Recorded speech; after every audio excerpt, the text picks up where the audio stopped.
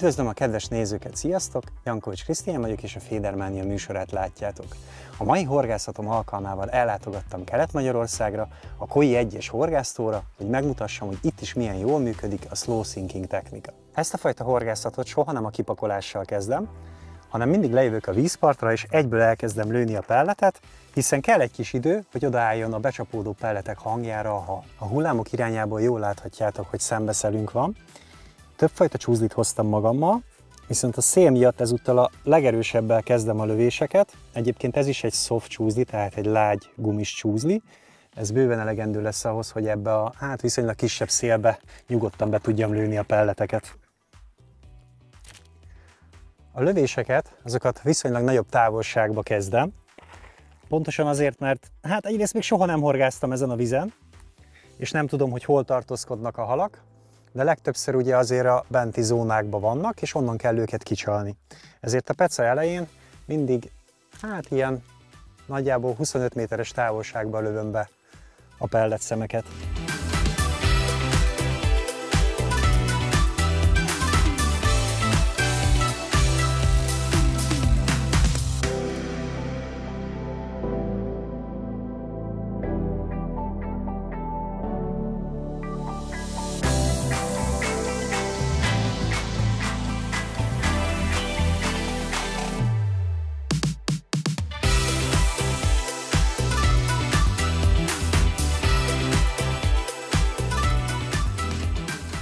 Minden a helyén van. Merítő, matrac, bot, csúzlik, pellet, ládáról pecázom most. Egyébként ezt a módszert szoktam művelni székről is, meg ládáról is, mind a kettőről lehet. Ládáról egy picikét kényelmesebb, talán kicsit magasabban ülök. 12 óra 11 perc van, és kezdhetjük is a pecát. Csalikarikába ugyanaz a pelletszem megy bele, mint amit etetek. Föltekerem a spirulinót olyan magasra, ahogy majd dobni fogom, az orsót azt átváltom, berakom a lábam közé a botot, így fogom tudni a leggyorsabban rádobni az etetésre. Lövök egymás után, egy 3-at, belőlem az egyiket, picikét várok, megtöltöm a csúzlit, belövöm a következőt,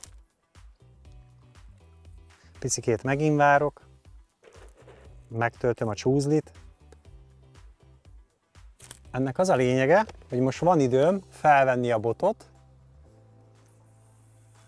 és rádobni az etetésre. Így a harmadik dobásom, illetve a bedobásom a 3 lövés után, az pontosan olyan ütemben volt, mint ahogy előtte belőttem ezt a 3 pelletet. Ez azért fontos, mert mindenhol okosak ezek a halak, ezen a tavon is, és biztos vagyok benne, hogy úgy tudom a legtöbb kapást majd kicsikarni, hogyha abba az ütembe dobom a sbirót, mint ahogy érkezik nekik a kaja.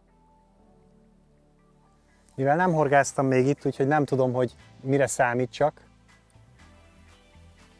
hányadik dobásra sikerül majd halat fognom, de majd elmondom, mert elsőre most nem sikerült.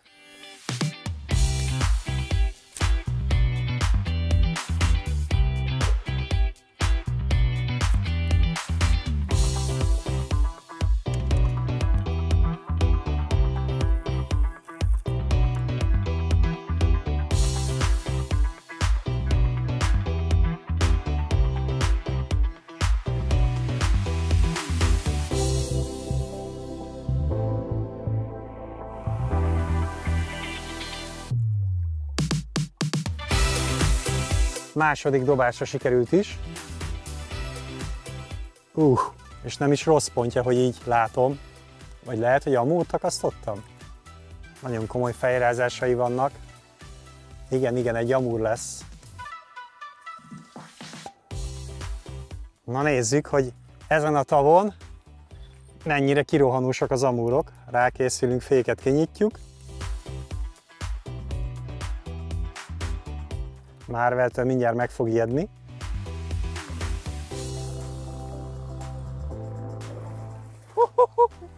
Azt a mindenit!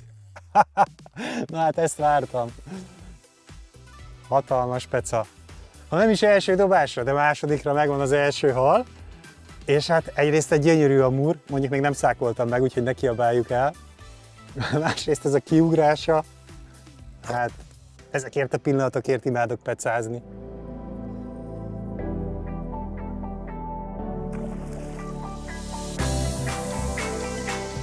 Abból tudom, hogy mikor fárad el az amúr, ezért is szeretek már vele pecázni. Amikor már tőle nem ijed meg, akkor már szákolható. Na, még megy egy utolsó kört.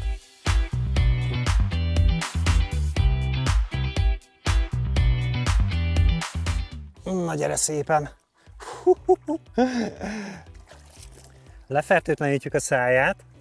Azt jó tudni, hogy aki ide jön pecázni, az vagy hozzon magával fertőtlenítőt, egyébként is ugye azért ildomos, de hogyha nem, akkor itt a Koitavon lehet vásárolni mindössze 1000 forintért, mert itt minden halat kötelező lefertőtleníteni. Igazi torpedó formájú amúr, amit engedek is útjára, hogy jöhessen a következő hal.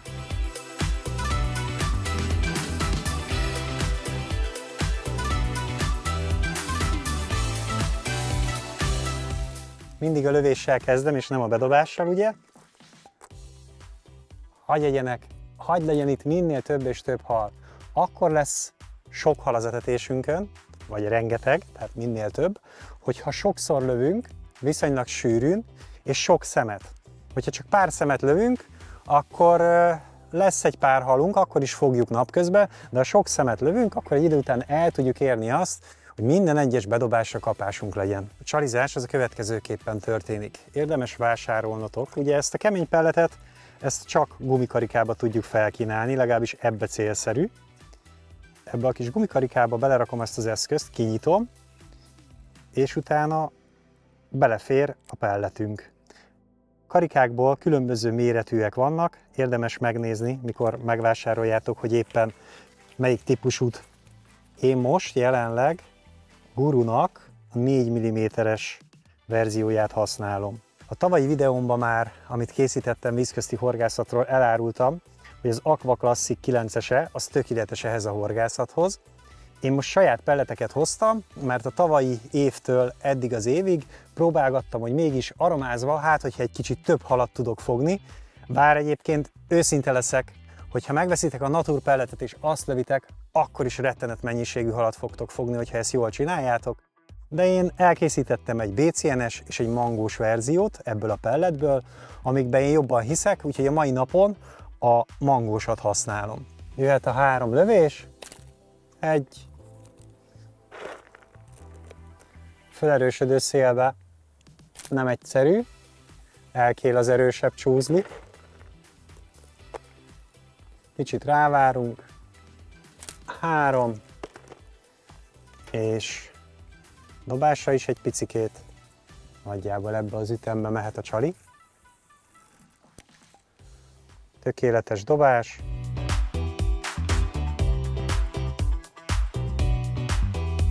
És meg is van a hal. 3-ból 2.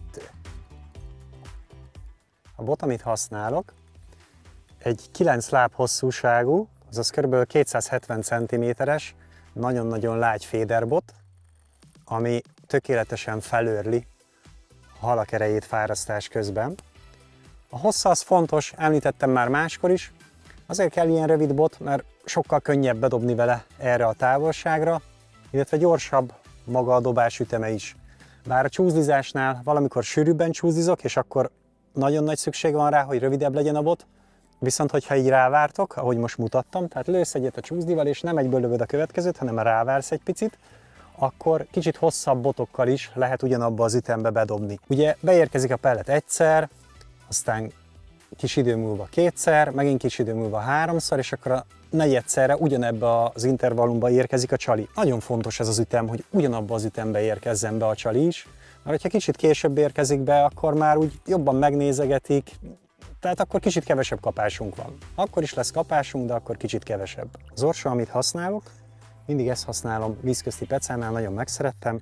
Egy Daiwa TDR 3012 QD típusú orsó, nagyon finom fékrendszere van, viszonylag egy drágább szerkezetről van szó, de nem muszáj ilyen értékbe vennetek, hogyha ehhez a pecához szeretnétek orsót.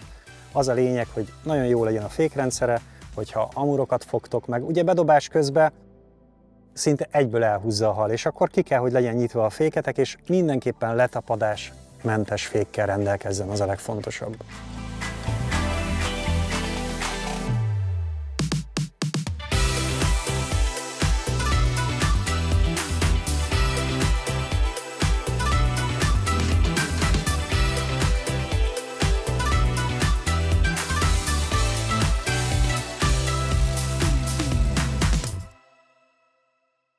Mindenképpen hozzatok a vízközti horgászatnál horogkiszedőt, mert nagyon sokszor történik az, ami most is, hogy brutálisan mélyen akad a horog, hiszen olyan vehemenciával szívják be a halak magát a csalit, hogy ez is most körülbelül ilyen 8-10 centi mélyen volt. Másodiknak ez a szépséges töves érkezett.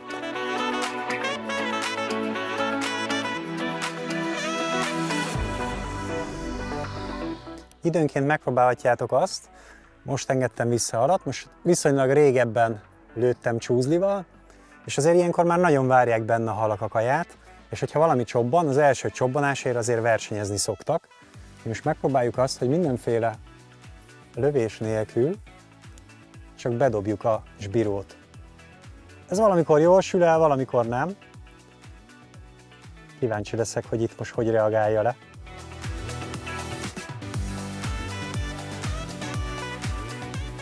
Hát hiába, nem buták ezek a halak. Ezért fontos az, amit mondtam, hogy lőni kell nekik, mert ha lövünk és abba az ütembe dobjuk, hopp, azért egy elcsípte fenék közelbe, de nem olyan hamar, mint amikor lőttem.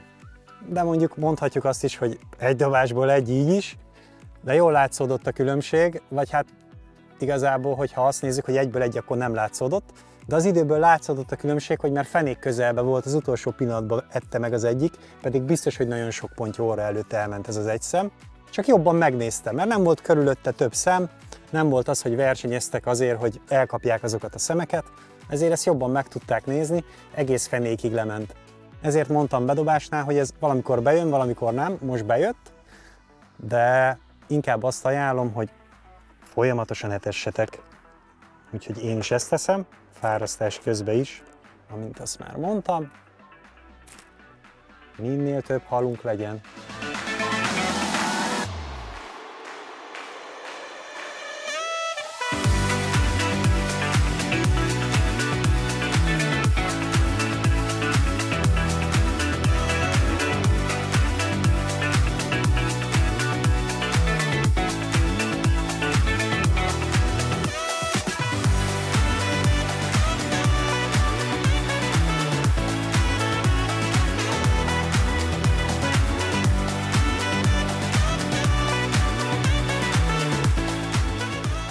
Ezután a hal után beeltetek, és megmutatom nektek, hogy hogyan is épül fel ez a sbirós szerelék.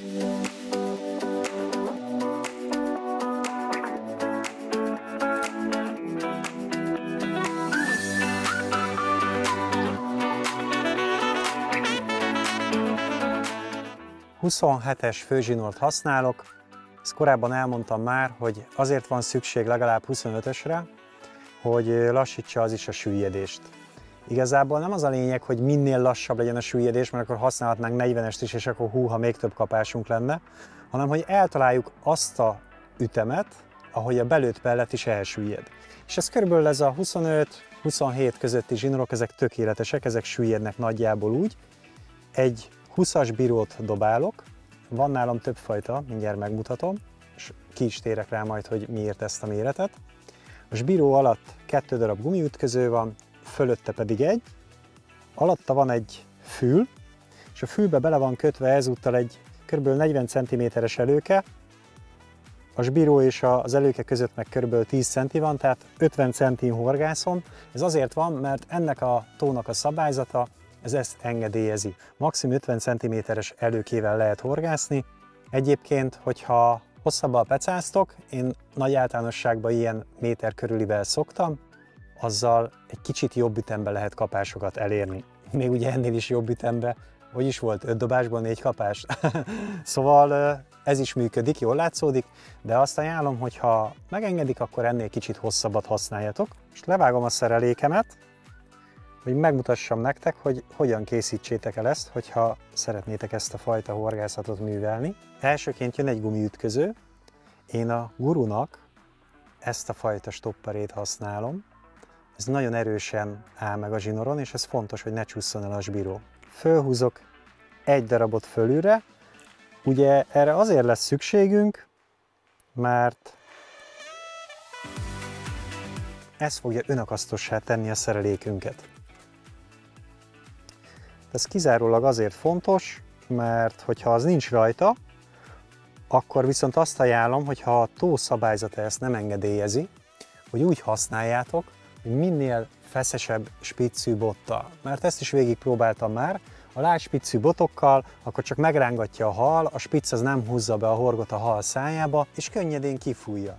Viszont, hogyha egy keményebb spiccű botot használtok, akkor nem lesznek ezek a belerántások, mert a lágy spiccű nagyon sokszor van, látom, hogy beleránt a hal, mégis ki tudja fújni a csalit, hanem akkor egyszerűen az lesz, hogy meghúzza és már húzza is tovább, és megvan a hal. Szóval, hogyha a tó szabályzata nem engedélyezi, akkor ajánlott egy heavy feeder használata legalább, hogyha pedig engedélyezi, akkor meg minél lágyabb bot, hogy élvezzük a fárasztási élményt, és a halakat is amennyire lehet kíméljük ezekkel a vékony húsú horgokkal, mert hogy ehhez a módszerhez, hogy jobban akadjon, érdemes használni olyan horgokat, amelyek egyrészt vékonyabb húsúak, másrészt nagyon fontos, hogy szakálmentesek, így sokkal könnyebben hatol befelé, és több lesz a megakasztott halunk. Felkerült a gumiütköző, aztán felhúztam a sbírót, és most a sbíró alá jön 2 darab gumiütköző. Egyébként, ha ezt a fajtát használjátok, akkor látjátok, hogy 3 darab van rajta, 1 megy fölé, 2 pedig alá.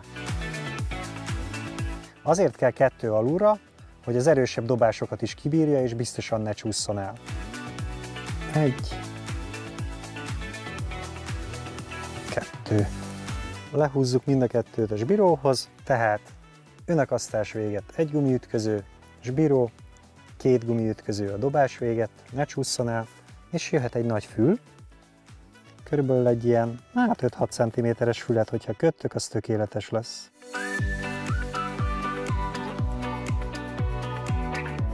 Erre azért van szükségünk, mert cserélgetni fogjuk az előkénket, és 2 fület nagyon könnyű összehurkolni, illetve széthurkolni, hogyha a horognak már kimegy a hegye például. Illetve egyébként még ez is egy picikét lassítja a süllyedést. És bíróból van nálam egy jó néhány darab, nem azért, mert nagyon nagy szükség lenne rá, hiszen szinte mindig ezt a 20 g-os verziót használom, kivéve, hogyha nagy távolságra pecázom, mert akkor nehezebb kell, hogy legyen, hogy messzebb el tudjam dobni. Az egész pici, 15, illetve az alatti sbíróknak az előnye, hogy nagyon picit csobbannak, ezáltal mondanám azt, hogy kevésbé kelt gyanút a halakba, de higgyétek el, hogy a 20 g-osra úgy rárontanak, mintha egy pelletszem lenne.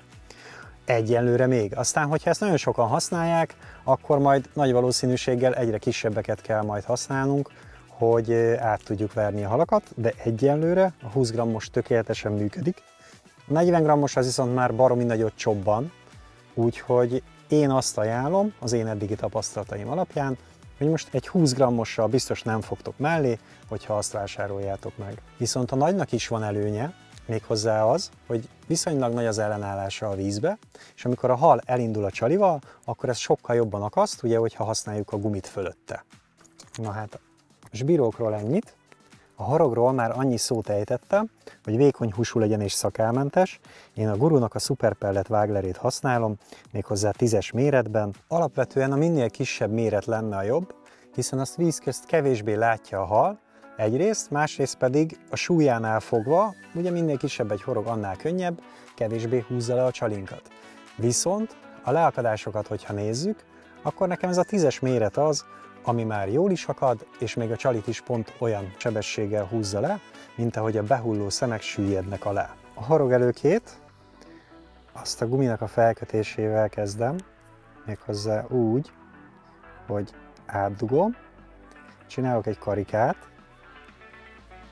2 ujjam körül, és átveszem 2-szer ezen a karikán a zsinort. Ez a hóhér csomó egyébként, csak ott többször szoktuk átvenni, Én most csak kétszer vettem át, és ezt szépen ráhúzom a karikára. Felesleget egész tőbe levágom. A 25-ös fluorokarbon előkezsinoromból. Ez fontos, hogy ez fluorokarbon legyen, legalábbis az én számomra, mert ez biztos, hogy nem látja a vízbe a hal. Ugye víz közt ennek a fénytörési mutatója, a fluorokarbonnak megegyezik a vízével, és szinte láthatatlan. Úgyhogy én mindig ebből kötöm az előkémet. Levágok most egy kb. 80 centis darabot. Fölfűzöm a horgot, méghozzá úgy, hogy hátulról dugom előre a zsinort a fülön keresztül. Ez egy csomó nélküli kötés lesz. Beállítom a megfelelő távolságot. A megfelelő távolság pedig ekkora méretű pelletnél úgy néz ki, hogyha így lefele húzom a zsinort, akkor pont hozzáérhet még itt a horog aljához a karikám. De ha nem ér hozzá, kicsit hátrébb van, az is jó, csak ne legyen túlságosan közel, mert akkor nem fog jól akadni. Aztán áttekerem, hát igazából ahányszor jól esik, minimum egy 5-ször, én olyan kb. 9-szer szoktam, visszafele 2-3-szor, és megint átdugjuk a zsinort a horognak a fülén, fölülről lefelé. Meghúzzuk, és tulajdonképpen a horgunk az meg van kötve. Lemérem azt a, hát nagyjából 40 cm-t, és jöhet a fül, az is viszonylag nagyobb méretű, két fület, ezt nagyon könnyű legyen összehurkolni. Levágom a felesleget, az összehurkolás pedig nagyon egyszerű, csinálhatjuk úgy is, hogy rárakjuk, és akkor itt dugjuk át, vagy átdugjuk a fület, és akkor saját magán dugjuk át a horgot. A lényeg az, hogy valamelyiken húzzuk át. Arra mondjuk figyeljünk, hogy itt ne akadjon vissza. Összehúzzuk, a két fül ilyen szépen összeül. Most akkor nézzük meg, hogy mit csináltunk. Rakjunk bele egy pelletet.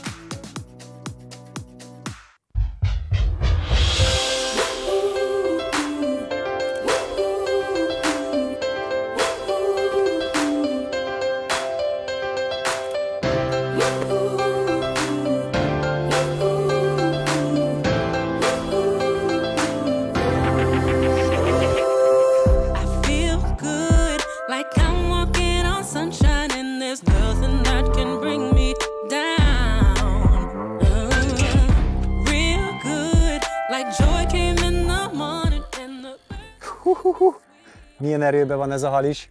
Hát egyébként nagyon tetszik ez a tó, mert hát nem kis halakat sikerül fognom, hanem folyamatosan legalább 4-5 kilós halak jönnek, sőt, az előző pontja sokkal nagyobb volt, és valószínű ez is az lesz.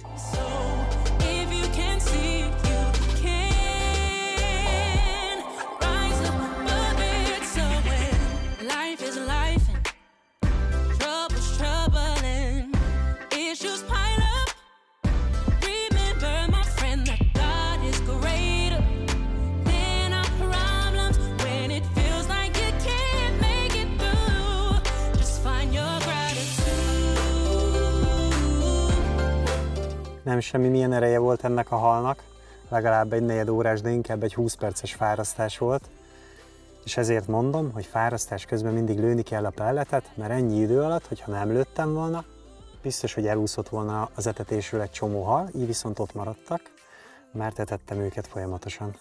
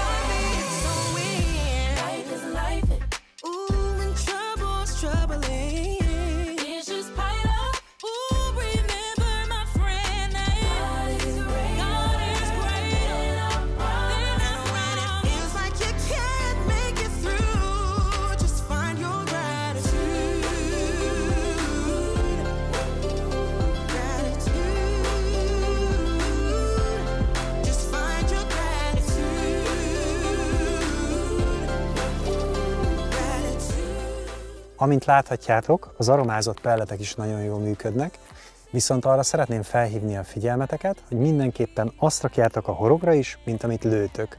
Ugyanis ezek a halak, már többször mondtam, de okosak, hát most is annyi horgász van itt, hogy hihetetlen, nap mint nap folyamatosan találkoznak damillal és horoggal, és hogyha olyan pelletet rakunk a horogra, ami mondjuk más színű, ami kiemelkedik a többi közül, akkor azzal sokkal nehezebb lesz halat fogni. Azzal is tudunk halat fogni, de sokkal kevesebbet, mint hogyha azt rakjuk a horogra, mint amivel etetünk. A tavalyi év végén és az idei évben is próbálkoztam többfajta aromával, és nekem, amik igazából beváltak, az a BCN, ami egyébként is a kedvenc aromám, a Venom és Federmania palettáról, illetve a mangó ízesítésű. A mai napon a mangó mellett döntöttem, és mivel fogy el, ezért kinyitok egy újabb zacskót, és feltöltöm, hogy tudjak tovább pecázni.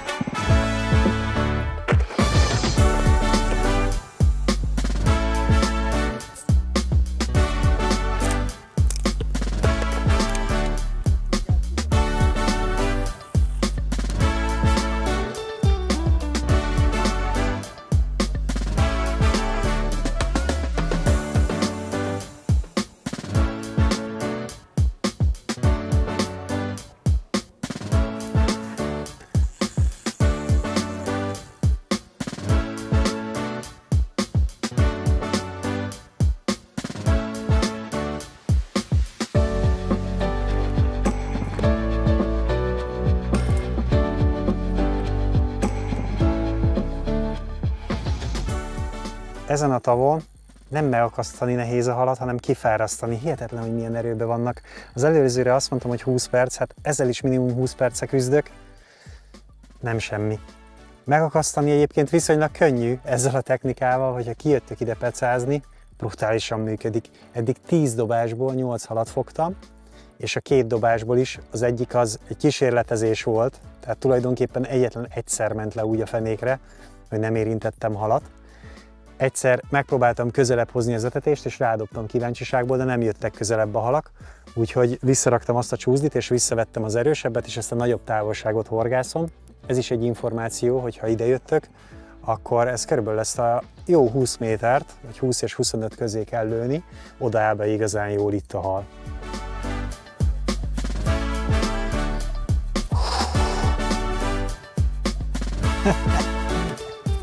Azt a naphala eddig.